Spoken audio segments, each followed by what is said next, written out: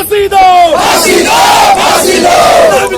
अनामिका के रेपिस्टों को फांसी दो, फांसी दो, फांसी दो, पुष्पेंद्र के हत्यारों को फांसी दो, फांसी दो, फांसी दो,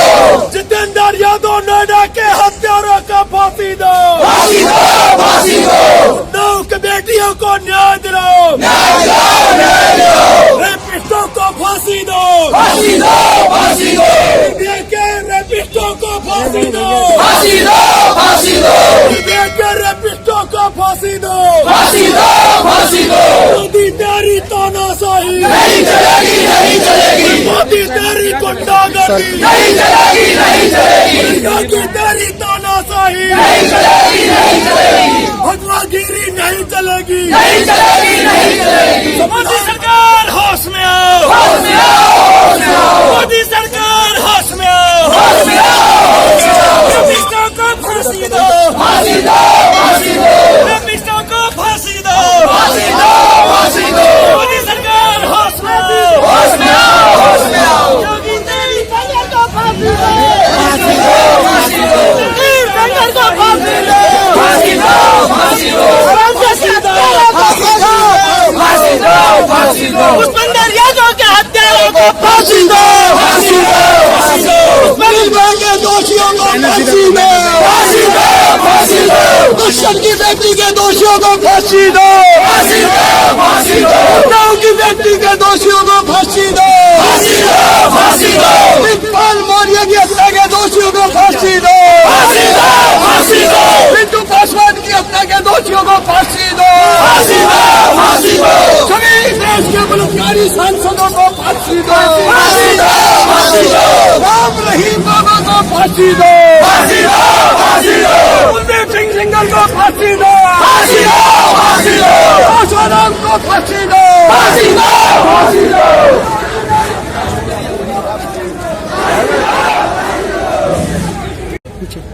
अध्यक्ष जी, आज आप लोग एक बार फिर से सड़कों पे हैं, धरना दे रहे हैं। क्या लगता है देश में किस तरह की स्थिति अभी समझ रहे हैं आप? देखिए, देश के अंदर जो है आज ना बेटी सुरक्षित है, ना जवान सुरक्षित है, ना किसान सुरक्षित है, ना व्यापारी सुरक्षित है, ना रियल एस्टेट। तमाम देश के अंदर जो देश के विकास में सबसे अहम भूमिका निभाने वाले, चाहे डिपार्टमेंट हो चाहे लोग हो, वो सब कहीं ना कहीं किसी न किसी चीज से पीड़ित है। और अब देश के अंदर पिछले कई महीनों से लगातार 5 साल, 10 साल, 15 साल, 20 साल की बेटी के साथ बलात्कार कर उस पर मिट्टी का तेल, पेट्रोल छिड़क कर उसको जलाकर मारने का काम किया गया। चाहे वो हमारे औरैया की अनामिका यादव हो, चाहे पुष्पेंद्र यादव का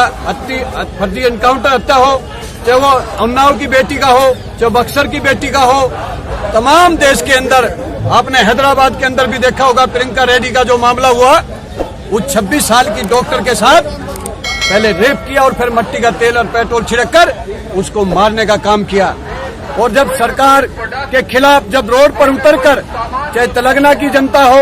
चाहे वो दिल्ली की जनता हो, तो यदुवंशी महासभा अब तीसरी बार उनके न्याय के लिए लड़ाई रोड पर लड़ने के लिए आई आज हुई, तो कहीं ना कहीं सरकार के दबाव में आकर और संविधान के खिलाफ जाकर कहीं ना कहीं पुलिस ने एक जो है चारों आरोपियों को एक फर्जी एनकाउंटर किया जो संविधान के खिलाफ है। लेकिन 73 साल से इस देश के अंदर बाबा साहब के संविधान को कोई नहीं मानता और कोई इस पर नहीं चलता। कहीं ना कहीं देश की जनता ने और देश के लोगों ने उस फर्जी एनकाउंटर हो या हत्या हो, लेकिन वो सही ठहराया गया और उसका हम समर्थन करते थे। लेकिन आवाज नहीं निकली इस 56 इंची के मर्द से। अभी तक हमारे देश के माननीय प्रधानमंत्री जी ने एक भी बार मन की बात करते हैं, देश की बात करते हैं और विदेश की बात करते हैं, एक बार भी उन्होंने अपने देश के जो बलात्कार हो रहे हैं, युवा परेशान है, किसान परेशान है और आज देख रहे हो छात्र परेशान है। जो गरीब छात्रों के लिए जीएनओ बनाया गया था कि जो गरीब के बच्चे कम पैसे दे करके भी पढ़ लिख करके वो अपने हक और अधिकार को छीनेंगे, लेकिन उनको तोड़ा जा रहा है। यही जंतर मंतर है, यही संविधान जलाया गया था और इस जंतर मंतर को यहाँ देश की आवाज निकालने के लिए हर जगह पूरे भारत में जगह बनाई गई है। इसको भी बंद करने का काम किया था, लेकिन जब यही अखिल भारतीय यदुवंशी महासभा पूरे देश में एक आह्वान छेड़ा कि गरीबों की आवाज बंद हो रही है, तो ये सुप्रीम कोर्ट से भी फिर फैसला आया कि जंतर मंतर पे फिर दोबारा गरीबों की आवाज काम किया जा रहा। तो मेरा कहना है कि देश के सभी निवासियों, सभी 125 करोड़ देशवासियों, कब तक इस तरह सहते रहोगे? क्योंकि अन्याय बहुत हो गया। अन्याय पे कब तक सहते रहोगे? अन्याय को सहना बंद करो। एक बार सभी देशवासी राष्ट्रव्यापी आंदोलन छेड़ दो। सब लोग भारत माँ का झंडा लेकर के निकल जाओ। कि नहीं मनधारण शोषण होना चाहिए। जिस तरह बिहार में हो या जंगा राज कहते हैं, जंगा राज या विशेष राज, ये प्रधानमंत्री जी कहते हैं ये जंगल को, ये भारत को अपमान करते हैं कि जंगल में अन्नदाता है मेरा जंगल, वही अन्नदाता मेरा अन्नदाता है। आप भोजन पोषण होता है, जीवन का साथी है, वही को प्रधानमंत्री जी उनको जो है ये अपमान करते हैं। तो ऐसा प्रधानमंत्री तानाशाही करते जा रहे हैं, मन तानाशाही, तो ऐसा नहीं। महिलाओं के प्रति अपमान, रेप की जो घटनाएं हो रही हैं, ये सब को हम मिलाएं तो ऐसा लगता है कि भारतवर्ष जो है वो एक रेप देश होकर रह गया है। किसी भी प्रकार से एक घटना होती है, एक महीना उसका शोर शराबा रहता है, सरकार बड़ी सचेत नजर आती है। आप 8 साल पहले ध्यान दे दीजिएगा, जब यहाँ निर्भया कांड हुआ था, उस समय दुहाई दी थी मंत्रियों ने कि हम भी एक बेटी के बाप हैं। एक नहीं कईयों ने बोला था, और हम इतने गंभीर हैं महिलाओं के प्रति, लेकिन 8 साल तक उसी बेचारी को ये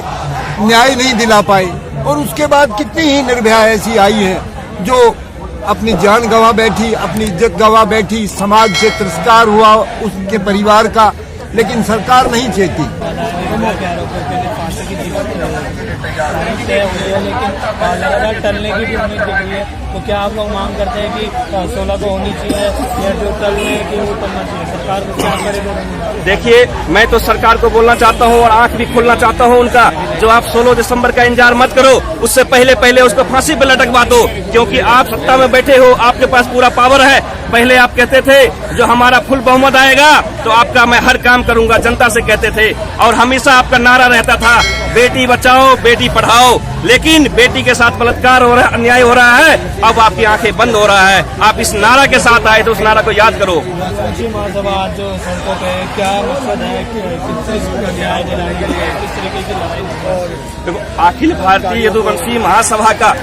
जो कार्य है वो यही है। जो फर्जी मुकदमा आप देखो, यूपी, बिहार और अलग स्टेटों में फर्जी मुकदमा हो रहे हैं, लोगों के साथ फर्जी एनकाउंटर हो रहा है, हमारे बहनों माओं के साथ बलात्कार हो रहा है। यदुवंशी महासभा ने निर्णय लिया है, जब तक ये नहीं रुकेगा, फर्जी एनकाउंटर, बहनों के साथ बलात्कार नहीं रुकेगा, ऐसे फर्जी एनकाउंटर नहीं रुकेगा, तो यदुवंशी महासभा जो है हाथ पे हाथ धर के नहीं बैठेगी, सरकार के खिलाफ आवाज उठाएगी और एक जन आंदोलन पूरे भारत में छेड़ेगा और बीजेपी सरकार को उखाड़ फेंकने का काम करेगा। इसमें अनेक समुदायों की ओर से रेजिमेंटें गठित हैं। अहीर रेजिमेंट के लिए पिछले कई वर्षों से यादव समाज, अहीर समाज अपने संघर्ष आंदोलन करते आ रहे हैं। अपितु इसके साथ साथ आज तक अहीर रेजिमेंट की किसी प्रकार की कोई संभावना नहीं नजर आ रही। पर चल के ये सब समाज की स्थापना हुई है, लेकिन मैं इस सरकार के नुमाइंदों को घोर अपमानित करता हूँ, क्योंकि इन्होंने जातिगत टारगेट करके और यादव समाज के साथ साथ पिछड़ों को, दलितों को, मुसलमानों को, अल्पसंख्यकों को लड़ाने की कोशिश करी है। और ये इस तरीके से इनकी मनोवृत्ति रही है कि आपस में इन लोगों को इतना लड़ा दो कि आने वाले समय में ये कितना भी कोशिश करें एक हो ही ना पाए। और मैं यही कहना चाहूंगा कि इस पिछड़ों और दलितों और अल्पसंख्यकों की लड़ाई के साथ साथ हमारा जो अहीर रेजिमेंट का मुद्दा है, मैं उन सांसदों को भी धन्यवाद करना चाहूंगा। डॉक्टर अरविंद शर्मा जो रोहतक से सांसद हैं, और भिवानी से सांसद धर्मवीर सिंह जो जाट समुदाय से आते हैं, और अभी एटा के सांसद हरदेव सिंह को भी हम धन्यवाद करना चाहते हैं कि